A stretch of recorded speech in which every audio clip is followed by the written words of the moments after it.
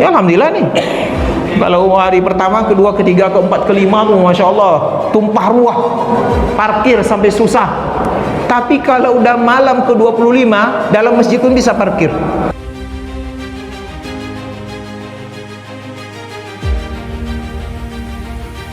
Rabbi shrah li sadri wa yassir li amri wahlul 'uqdatam min lisani yafqahu qawli. Yang kita hormati Ketua Pengurus Masjid Baitul Mu'tamar, yang saya hormati bapak-bapak, ibu-ibu, kaum muslimin dan muslimat, para jamaah yang hadir pada malam yang kedua ini. Mari kita bersyukur kepada Allah Subhanahu wa taala, karena hanya atas berkat rahmat, nikmat dan karunia Allah kita bisa hadir di masjid yang kita cintai ini untuk kembali melaksanakan qiyamu Ramadan, mengisi malam-malam Ramadan dengan berbagai macam aktivitas ibadah. Dan alhamdulillah kita sudah sampai di malam yang kedua. Mudah-mudahan seluruh amal ibadah kita diterima oleh Allah Subhanahu wa taala, dan ilmu yang kita dapatkan dari tausiah ini mudah-mudahan menjadi ilmu yang bermanfaat. Amin. Salawat dan salam mari kita sampaikan dan kita haturkan buat Nabi yang kita muliakan, Nabi Muhammad sallallahu alaihi wasallam, dengan ucapan Allahumma salli ala sayyidina Muhammad wa ala ali sayyidina Muhammad. Assalamu alayka ya Rasulullah.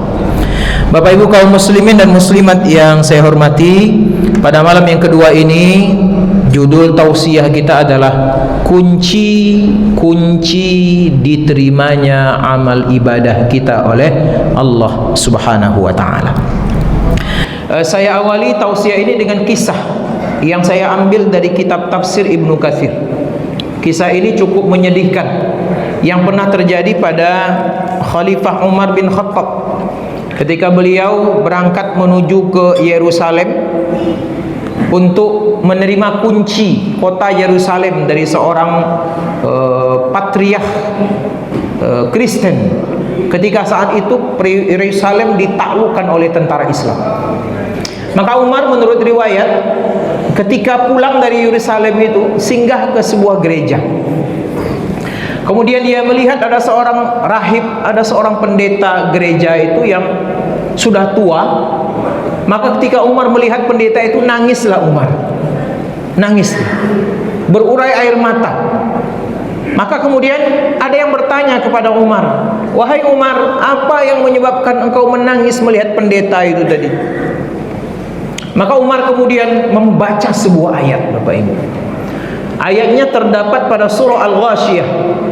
Ya, ayat yang ketiga, amilatun nasibah. Ayat keempatnya, tasla naran hamiyah. Umar menjelaskan betapa kasihannya orang tua tadi itu, pendeta tadi itu, yang sudah sekian puluh tahun dia beribadah, capek dia beribadah, lelah dia beribadah menurut keyakinan dan agamanya, tapi nanti di hari akhirat dia tetap masuk ke dalam neraka. Amilah, dia beramal, berbuat baik dia, Pak. Orang pendeta itu berbuat baik mereka, ya. Nasibah, capek mereka. Mungkin ada yang bangun malam, ada mungkin yang puasa, ada yang mungkin membantu orang. Capek mereka dengan perbuatan itu. Tapi kata Allah, tasla naran hamiyah, mereka tetap masuk ke dalam neraka. Berarti ada satu pertanyaan, apa yang menyebabkan mereka masuk neraka? Amal. Amal yang bagaimana? Amal yang tidak memenuhi syarat. Maka diperlukan bagi kita semua Bapak Ibu, amal yang harus memenuhi syarat, sehingga amal kita itu tidak sia-sia. Kita tidak hanya sekedar beramal, tidak capek kemudian ditolak oleh Allah Subhanahu wa taala. Kita tidak mau seperti itu. Maka para ulama mengatur syarat-syarat yang harus dilengkapi oleh seseorang mukmin muslim agar imannya nanti bisa membawanya masuk ke dalam sorga, agar amalnya juga bisa meningkatkan derajatnya di hadapan Allah Subhanahu wa taala. Maka setidak-tidaknya ada 5 syarat yang harus kita penuhi.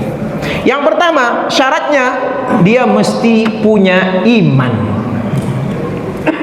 Man 'amila salihan min dzakarin aw untha wa huwa mu'min. Siapa yang beramal laki-laki dan perempuan dengan syarat dia adalah orang yang beriman. Kuncinya ini pertama, falanuhyiyannahu hayatan thayyibah, maka hasil dari amal dan imannya itu akan kami jadikan mereka hidup di akhirat nanti dengan kehidupan yang baik.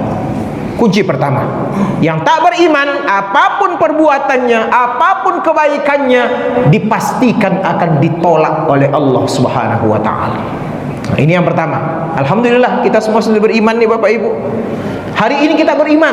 Saya katakan kita beriman karena salah satu tanda orang beriman kata Nabi adalah lihat dia dari rumahnya ke masjid datang setiap hari untuk salat berjamaah. Isyhadu, saksikan. Walaupun iman itu tak bisa kita lihat dalam hati, betapa payah mengukur iman itu dalam hati kita, tapi Nabi memberikan satu tanda yang zahir yang bisa kita lihat. Tengok kalau orang itu bolak-balik dari rumahnya ke WC masjid, bukan? Ya, karena ada orang bolak-balik dari rumahnya ke WC masjid, Pak. Rupanya air di rumahnya mampet, rupanya WC di rumahnya mampet, akhirnya bolak-balik dari rumah ke WC masjid. Bukan itu maksudnya, bolak-balik dari rumahnya ke masjid untuk melaksanakan sholat berjamaah. Beriman kita, syarat pertama. Syarat kedua, al ilmu qablal amal. Dalam setiap amal apapun yang kita kerjakan harus dipenuhi syarat kedua, yaitu berilmulah kita dengan amal yang kita kerjakan itu. Jangan kita beramal satu perbuatan kita tak tahu bagaimana tata caranya, kita tak tahu apa aturan mainnya, kita tak tahu apa yang boleh, apa yang tidak boleh, apa yang wajib, apa yang sunnah, apa yang rukun, apa yang haram, tak tahu kita. Itu berbahaya sekali. Contoh ya. Ada orang main-main dengan wudhu, Bapak Ibu, hati-hati dengan wudhu. Wudhu adalah jalan menuju salat. Sesuatu yang wajib kemudian diantar oleh sesuatu, wudhu mengantar kita dalam salat, maka wudhu pun menjadi wajib. Maka ada orang yang teledor dengan berwudhu. Kadang-kadang wudhunya acak-acakan, tidak sampai ke siku, hanya sampai ke tangan saja. Ada yang kadang-kadang mata kakinya, tumitnya tak basah oleh air. Ingat, kalau wudhu tidak sah berarti salat tidak sah. Nah, hati-hati kita harus berilmu. Maka ada hadis Nabi menyebutkan wailul lil aqabi minan nar. Hati-hati bagi orang yang berwudu yang tak basah tumitnya, maka nanti yang akan menyempurnakan basahan tumit itu adalah api neraka. Maka berwudu harus punya ilmu. Apa niatnya, apa rukunnya, berapa telinga itu wajib apa sunnah. Kadang-kadang ada wajib telinga katanya, padahal telinga sunnah saja, Pak. 3 kali wajib katanya, padahal 3 kali itu hanya sunnah. Harus tahu kita, harus punya ilmu. Sama dengan puasa. Ini puasa ini 30 hari kita melaksanakan ibadah Ramadan. Siang hari kita puasa, malam hari kita qiyamul Ramadan. Wajib kita berilmu tentang puasa. Contohnya, kata Rasulullah sallallahu alaihi wasallam, tasahharu fa inna fis sahuri barakah. Bagi orang yang berpuasa dianjurkan oleh Rasulullah makan sahur. Dan sahur yang paling baik adalah sahur yang diakhirkan menjelang dekat masuk waktu sholat subuh. Kemudian salah satu lagi Nabi ajarkan kepada kita, orang berpuasa senantiasa berada dalam kebaikan apabila mereka mempercepat atau pas waktunya dengan berbuka puasa. Maka ketika buka puasa jangan main-main lagi, jangan sibuk-sibuk lagi, Pak. Allahu Akbar, Allahu Akbar, minum air. Cepat batalkan puasa, karena Nabi menjamin selama orang itu tepat waktu berbuka puasa, maka Allah berikan kebaikan untuk dirinya. Harus punya ilmu. Apalagi contoh yang harus kita ketahui tentang ilmu ini, tentang puasa. Nabi suruh kita, kalau kalian berkumur-kumur mau wudu, atau kalian mau memasukkan air ke hidung kalian mau berwudu, serius kata Nabi. Serius, berkumur-kumur serius, memasukkan air ke hidung serius. Kecuali kata Nabi ketika kalian sedang melaksanakan puasa. Maka waktu puasa Bapak Ibu jangan serius betul kumur-kumur, Pak. Ya, apalagi sesudah sholat zuhur, asar, ya. Jangan serius kumur-kumur, Pak. Nanti kalau serius kumur-kumur, betul-betul bersih mulutnya itu, ternyata ada sebagian yang masuk, Pak. Ada pula yang gali, masuk 3, keluar 2. Itu ayo tuh, Pak. Masuk 3, kumur-kumur 3 kali, tapi yang keluar 2 kali. Hati-hati. Maka kumur-kumur, gosok gigi, siwak, kata para ulama, dimakruhkan sesudah habis waktu zuhur. Sesudah waktu zuhur, zuhur, zawal, itu sudah makruh. Jangan banyak-banyak kumur-kumur lagi, jangan siwak lagi. Itu ilmu yang harus kita ketahui. Agar apa? Agar puasa kita bisa menjadi puasa yang baik. Syarat kedua, al-ilmu qoblal amal. Yang ketiga, an-niyatu qoblal amal. Berniatlah kita dalam setiap amal kita itu betul-betul niat kita lurus untuk Allah Subhanahu wa taala. Innamal a'malu binniyat wa innama likulli imri'in ma nawa. Semua amal kita itu diterima atau ditolak kata Nabi tergantung kepada niat. Maka hati-hati dalam berniat, terutama niat puasa ini. Nabi katakan, siapa yang tak berniat waktu puasa, waktu dia sahur, waktu fajar itu tak berniat dia untuk puasa, tidak ada puasa untuk dirinya. Hati-hati dengan niat Bapak Ibu. Maka niat itu kata para ulama bisa malam hari, bisa pada waktu kita sahur. Jangan sampai tak berniat. Sebab kalau tak berniat kita, berarti ada satu rukun dari ibadah itu yang tidak kita kerjakan. Kalau dia tidak dikerjakan, dijamin perbuatan itu akan batal. Maka malam nanti habis tarawih bisalah niat bersama-sama atau niat sendiri, nawaitu shauma ghadin an adai fardhi syahri ramadan hadhihi sanati fardan lillahi ta'ala. Dan sebaik-baik niat itu kata para ulama adalah diulang setiap malam. Untuk puasa ini diulang setiap malam, diperbaharui. Berarti ada 29 hari atau 30 hari kita dianjurkan untuk berniat selama 29 atau 30 hari. Itu yang ketiga. Yang keempat, syarat kita beramal agar amal kita itu diterima Allah adalah as-sabru indal amal. Dalam beramal apapun Bapak Ibu sekalian, maka jagalah kesabaran di dalam beramal itu. Harus sabar, Pak. Jangankan yang 30 hari, Pak, sholat aja kita disuruh sabar. Dalam sholat kita suruh sabar. Apa tanda kita sabar dalam sholat itu? Ada rukun itu yang dilekatkan dengan i'tidal, yang dilekatkan dengan ruku, yang dilekatkan dengan sujud. Namanya tumakninah. Sujud dan tumakninah, i'tidal dan tumakninah, ruku dan tumakninah. Apa arti tumakninah? Tumakninah artinya kita tenang, sabar di dalam ruku itu, tidak cepat-cepat. Sebab kalau kita cepat-cepat ruku atau sujud atau i'tidal, nanti gerakan kita itu menjadi gerakan yang seperti ayam yang mematok beras, Pak. Tidak ada bacaannya.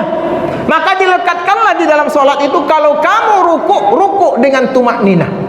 Sempurnakan ruku kita itu, Allahu Akbar.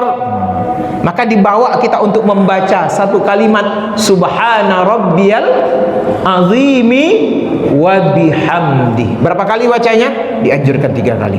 Subhana Rabbiyal Azimi wa bihamdi. Subhana Rabbiyal Azimi wa bihamdi. Agar kita sabar dalam ruku. Bangun dari ruku, Sami Allahu liman hamidah. Tidak boleh langsung, kita disuruh tumakninah dulu. Suruh baca Rabbana lakal hamdu mil'us samawati wa mil'ul ardi wa mil'u ma syi'ta min syai'im ba'du. Baru sujud. Begitu tumakninah. Itu dalam salat ada sabarnya, apalagi di dalam bulan suci Ramadan 30 hari Bapak Ibu. Kalau tidak sabar kita dalam Ramadan ini Bapak Ibu yang dirahmati Allah, banyak orang yang puasanya hanya seminggu pertama, seminggu kedua tak puasa lagi Pak, tapi pura-pura loyo. Kadang-kadang loyonya itu lebih parah daripada orang yang betul-betul puasa, karena dibuat-buat. Kalau dia tak sabar Bapak Ibu, dia hanya akan datang seminggu pertama qiyamul Ramadan ini. Maka banyak masjid kita lihat makin ke ujung makin sedikit Pak. Ya Alhamdulillah nih. Kalau hari pertama, kedua, ketiga, keempat, kelima tuh Masya Allah tumpah ruah, parkir sampai susah. Tapi kalau udah malam ke-25 dalam masjid pun bisa parkir. Itu dah. Kenapa itu terjadi? Karena kurang sabar Pak. Tidak sabar kita. Sabar kita qiyamul Ramadan ini datang terus menerus, karena Allah letakkan di ujung Ramadan itu satu malam yang kata Allah khairum min alfi syahr, lebih baik daripada 1000 bulan. Sabar kita, yuk datang tiap malam, bawa anak-anak kita. Ribut dia Pak Ustaz, dia ribut. Tak apa-apa ribut anak-anak Pak, tapi kalau orang tua ribut itu baru luar biasa ya. Kalau anak-anak ribut oke, tidak ada masalah itu. Kita suruh ada piket satu orang untuk mempelototinya, tidak ada masalah Pak. Bawa sama-sama datang ke sini.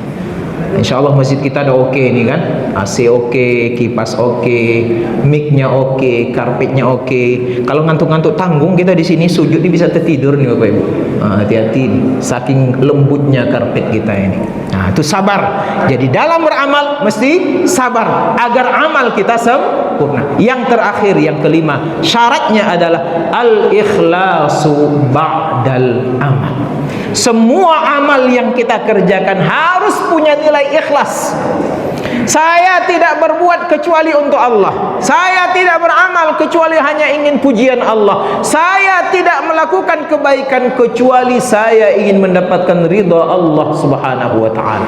Wa ma umiru illa liya'budullaha mukhlishina lahuddin. 5 amal ini Bapak Ibu insyaallah kalau kita penuhi, insyaallah inilah amal yang akan kita dapatkan hasilnya di hari akhirat yang akan datang. Inilah amal yang membawa kita ke dalam ridha Allah Subhanahu wa taala. Inilah amal yang insyaallah memasukkan kita ke dalam surga, bukan seperti orang yang ditangisi oleh Khalifah Umar bin Khattab tadi. Dia capek beramal, dia lelah beramal, lama dia beramal, habis waktunya beramal, tapi dia tak dapat apa-apa, namun dia dimasukkan Allah ke dalam api neraka. Na'udzubillahi min dzalik. Demikian Bapak Ibu yang saya hormati tausiah kita.